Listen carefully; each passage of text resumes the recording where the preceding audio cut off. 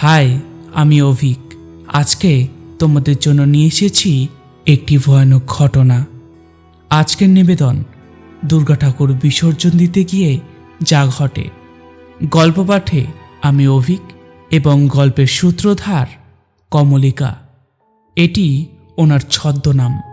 চলো এবার মূল ঘটনায় আসা যাক। দাদা, আমি কমলিকা। আজ তোমাকে যে ঘটনাটা বলতে চলেছি তা আমার চেনা পরিচিত একজনের সাথে ঘটেছিল। তার নাম আমি নিচ্ছি না, কারণ তার কাছ থেকে পারমিশন নেওয়া হয়নি। তাই তুমিও আসল নামটা জানিও না। সেজন্য আমি ওনাকে জয়া বলেই সম্বোধন করছি।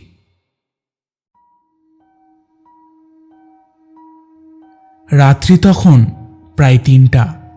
গা ছমছমে অন্ধকার চারিদিকে। রাতের নিস্তব্ধতা চিরে মাঝে মাঝে বাদুড়ের ডানা ঝাপটানোর শব্দও শোনা যাচ্ছে। কৃষ্ণপক্ষের চাঁদটা একটু বাদেই উঠবে। জয়া এইমাত্র স্নান শেষ করে বেরোলো। টাওয়াল দিয়ে চুলটা মুছছে। শেষ হতে থাকা লালচে চাঁদটার জন্যই তার এত আয়োজন। সব রহস্যের শেষ বিন্দু হয়তো গোল চাঁদটাকে ঘিরেই। দুর্গাপুজোর পর থেকেই অনবরত দুঃস্বপ্ন দেখছে জয়া। সবগুলোই কোনো না কোনোভাবে শেষ হচ্ছে চাঁদের গায়ে। ভুল কিংবা অলৌকিক কোনো কিছুতেই বিশ্বাস নেই জয়ার। দাঁত লম্বা, নখ বড়, উল্টো পায়ে অশরীরী কিছু একটা এসে তার ঘাড় মোটকে দেবে, এইসব গাঁজাখুরির গল্প হেসেই উড়িয়ে দেয় সে। তবুও রাতের পর রাত ভয়ঙ্কর দুঃস্বপ্নগুলো তাকে ভাবিয়ে তুলছে। হয়তো স্বপ্নগুলোর কোথাও একটা যোগসূত্র আছে। স্বপ্নের কথা বলতেই কোথা থেকে এক তান্ত্রিক এনে হাজির করেছেন তার মা। সন্ধেবেলায় চারপাশে ধূপকাঠি জ্বালিয়ে কি সব মন্ত্রতন্ত্র অনবরত আউড়ে একটা তাবিজ বেঁধে দিল জয়ার চুলে। আর শোবার সময় বিছানার কাছে ধূপকাঠি জ্বালাতে বলে গিয়েছে। সারাটা রাত জ্বলবে ধূপকাঠি। কি সব আজগুবি কর্মকাণ্ড। জ্যাঠার অসুখটা হঠাৎ করে বেড়ে যাওয়ায় রাতে জয়ার মা বাবা জ্যাঠার বাড়িতেই থেকে যায়। সবার যাওয়ার পরপরই ধূপকাঠি নিভিয়ে দেয় সে। ধোঁয়ায় অ্যালার্জি তার। গুনগুন করে গান গাইতে গাইতে শোবার ঘরের বিশাল আয়নাটার সামনে বসে জয়া। আয়নায় তাকাতেই তান্ত্রিকের বেঁধে দেওয়া তাবিজটা চোখে পড়ল চুলে। কি বিচ্ছিরি না দেখাচ্ছে। একটানে তাবিজটা ছিঁড়ে ধূপদানিতে ফেলল। পটপট শব্দ করে তাবিজটা পড়ছে। বিরক্ত চোখে সেদিকে তাকালো জয়া। এসব কুসংস্কারের কোনো মানে হয়? তবে একটা ব্যাপার বেশ অবাক করেছে তাকে। বিসর্জনের দিন নদীর জলে চাঁদ দেখার জন্য একটু বেশি চোখতে গিয়েছে নৌকা থেকে পড়ে গিয়েছিল, সে কথাটা তান্ত্রিক বেটা জানল কিভাবে? মাকেও তো কিছু বলেনি সে। ধুর, হবে হয়তো ওখানের কেউ বলে দিয়েছে। আজকে রাতেই কিছু একটা করতে হবে। জয়া মনকে আশ্বস্তি দিয়ে বলে, এইসব দুঃস্বপ্নের বৈজ্ঞানিক ব্যাখ্যা আছে তো। একটু সাহস করে একদিন কৃষ্ণপক্ষের চাঁদটা দেখলেই সব ভয় শেষ। কৃষ্ণপক্ষের ৮ম দিন আজ। মোটামুটি ৩টার দিকে চাঁদ উঠবে। এমনিতেই প্রচণ্ড সাহসী জয়া। আজ যেন আরো সাহস ভর করেছে। স্নান সেরে জয়া নিজের অজান্তেই বিজয়ের শাড়িটা পরে।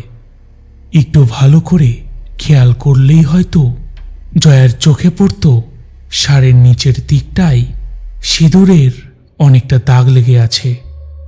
অথচ বিসর্জনের দিন পানিতে পড়ে যাওয়ায় সে সিঁদুর খেলেনি। চাঁদটা উঠে গেল। দীর্ঘ নিঃশ্বাস ছেড়ে তার দিকে তাকালো জয়া। কিছুক্ষণ পায়চারি করার পর ছাদের রেলিংয়ে হাত রেখে দাঁড়ালো জয়া।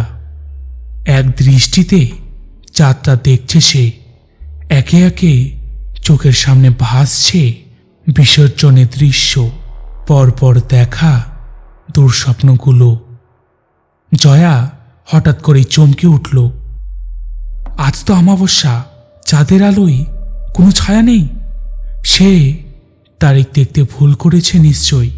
তবে চাঁদ এলো কোথা থেকে? এই তো চাঁদটা মিলিয়ে যাচ্ছে ঠিক স্বপ্নের দৃশ্যের মতোই। সবকিছুই যেন সাজানো। গোলাপ জলের তীব্র গন্ধ নাকে আসলো জয়ার।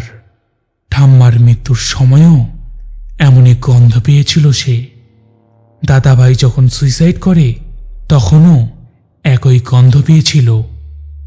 সবকিছুই কি কেবল কাকতালীয়? প্রচণ্ড ভয়ে জয়া কাঁপতে থাকে। ছাদে আর এক মুহূর্তও নয়। রেলিং থেকে হাত সরাতে গিয়ে জয়া আবিষ্কার করে সে শূন্যে ভাসছে। চারিদিকে কেবল অথই শূন্য। রেলিং, ছাদ, কোথাও কিচ্ছু নেই। কেবল বিজয়ের দিন যে চাঁদটা দেখতে গিয়ে জলে পড়ে গিয়েছিল, সেই চাঁদটা টকটকে রক্তের মতো দেখাচ্ছে। হঠাৎ তান্ত্রিকের সাবধান বাণীটা মনে পড়ল।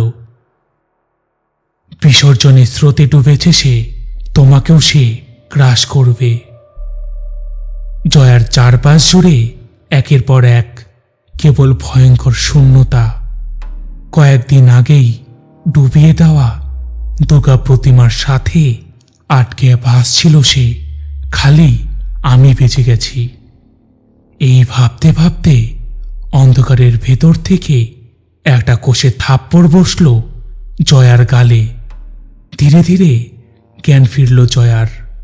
জ্ঞান ফিরতেই দেখল জয়ার মা জয়ার সামনে দাঁড়িয়ে আছে আর বলছে, অলক্ষণী মেয়ে কোথাকার, আমার জীবনটা জ্বালিয়ে পুড়িয়ে শেষ করে দিল। মরতে পুকুরে আসছিস কেন? জানা, ছাদ থেকে ঝাঁপ দে। কথা শেষ হতেই জয়ার মনে পড়ল, আমি তো ছাদে দাঁড়িয়েছিলাম, এখানে আসলাম কিভাবে? পরে জয়া তার মাকে সব কথা খুলে বলে এবং বলতেই জয়ার মা জয়াকে এক ওঝার কাছে নিয়ে যায়। ওঝা জয়াকে দেখতেই বলে ওঠে, তুই তো 12 বাঁচা বেঁচে গেছিস। তুই যতদিন বেঁচে থাকবি তোকে এই মন্ত্রটি জপ করে যেতে হবে, না হলে তোর মৃত্যু অনিবার্য। এই বলে ওঝা তাদেরকে বাড়ি পাঠিয়ে দেয়। দাদা, এই ছিল ঘটনা। তোমার যদি ভালো লাগে তাহলে আমাদের চ্যানেলে পড়ে শুনিও। ইতি কমলিকা। তোমরা যদি তোমাদের সাথে ঘটে যাওয়া ঘটনা পাঠাতে চাও তাহলে ডেসক্রিপশনে গিয়ে দেখবে আমার হোয়াটসঅ্যাপ নাম্বার এবং ইমেল আইডি দেওয়া আছে। তোমাদের ইচ্ছামতো যেখানে খুশি ঘটনা লিখে বা ছবি তুলে পাঠিয়ে দিতে পারো। যদি এতক্ষণ তোমরা ঘটনা শুনে থাকো তাহলে ধরে নেওয়া যায় যে তোমাদের ঘটনাটা ভালো লেগেছে। যদি ঘটনাটা সত্যিই ভালো লেগে থাকে তাহলে লাইক কমেন্ট করতে একদম ভুলো না, কারণ প্রতিটি লাইক ও কমেন্ট আমার জন্য মোটিভেশন। তাই আশা করছি চ্যানেলটিকে সাবস্ক্রাইব করে এবং বেল আইকনটি অল করে আপনারা আমাদের পাশে থাকবেন।